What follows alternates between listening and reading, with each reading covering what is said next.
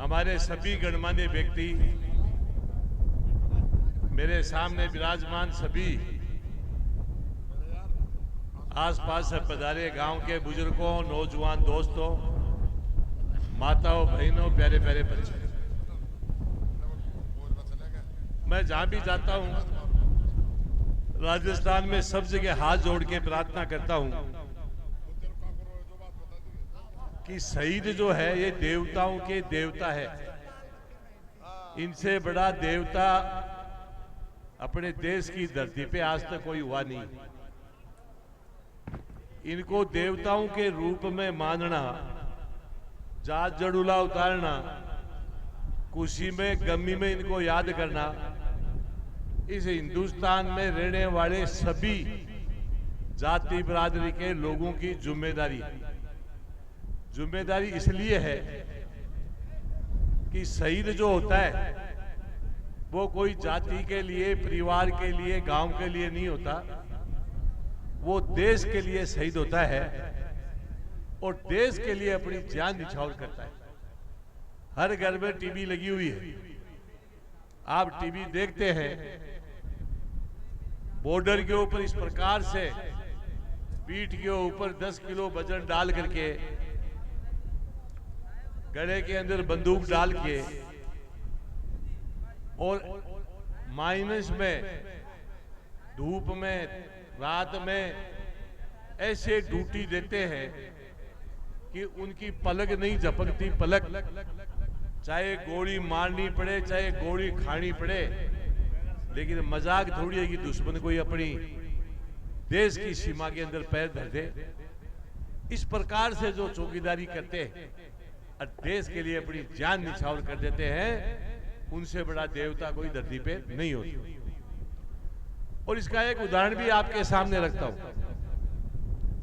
अपने देश में जितने भी मंदिर बने हुए हैं और उन मंदिरों में जितने देवता विराजते हैं, कि अपने हिंदुओं में बहुत 36,000 देवी देवता है।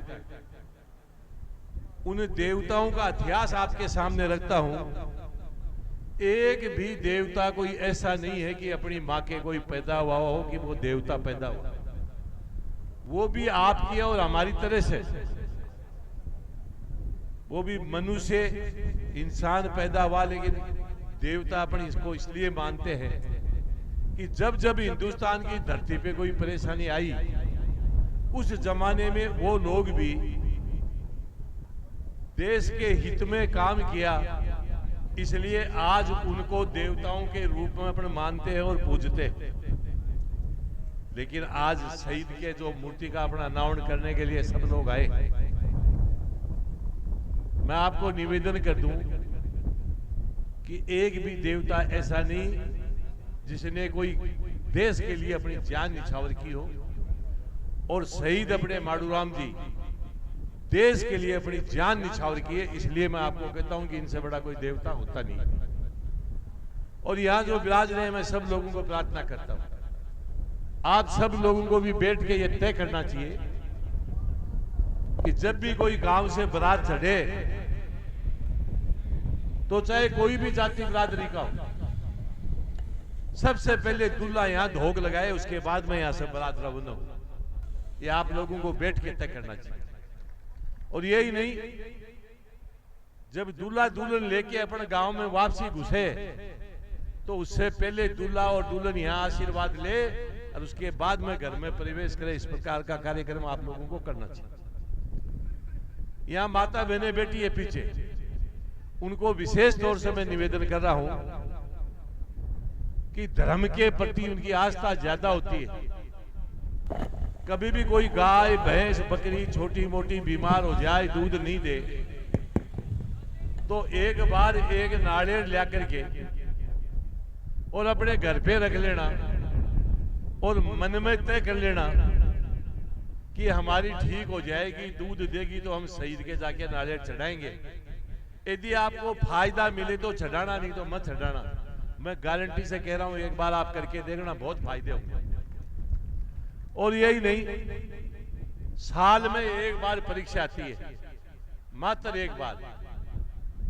जब परीक्षा का टाइम आए तो सभी माँ बाप यहाँ विराज रहे, मैं सबको प्रार्थना कर रहा हूं, मात्र एक बार जब परीक्षा का समय आए तो अपने बच्चों को कहें कि बेटा सबसे पहले नहा धो के शहीद के धोख लगाना और बाद में स्कूल में परीक्षा देने के लिए जाना।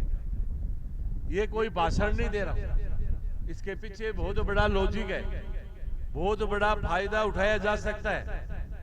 आजकल के बच्चे अच्छे पढ़ते हैं, नंबर भी बढ़िया ला रहे हैं, लेकिन आपको और हमको सबको पता है कि अपने बच्चे धीरे धीरे अपने जो पुराने संस्कार है वो खोते भी जा रहे हैं।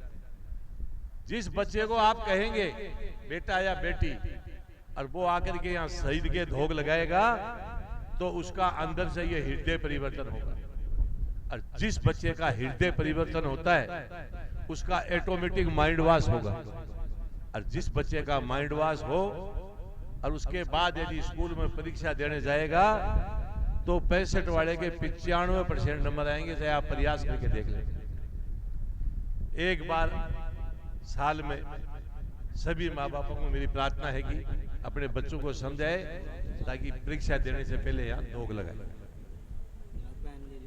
जीवन में 3 पन्ने होते हैं, 3। पहला पन्ना वो होता है कि व्यक्ति इस धरती पे जब आता है तो उस पन्ने पे लिखा जाता है कि इस तारीख को इतनी बजे इतनी मिनट लड़का या लड़की, नाम तो अपन बाद में घटाते हैं। एक पन्ना होता है लास्ट, वो पन्ना वो होता है कि जब व्यक्ति आने के बाद उसका स्वर्गवास होता है तो उस पन्ने पे लिखा जाता है कि इस तारीख को उसका स्वर्गवास हो गया। एक होता है बीच का पन्ना। बीच का पन्ना वो होता है कि धरती पे आने के बाद स्वर्गवास हुआ, उसके बीच में उसने क्या काम किए, वो सारी बातें उस बीच के पन्ने पे ऑटोमेटिक अंकित होती हैं।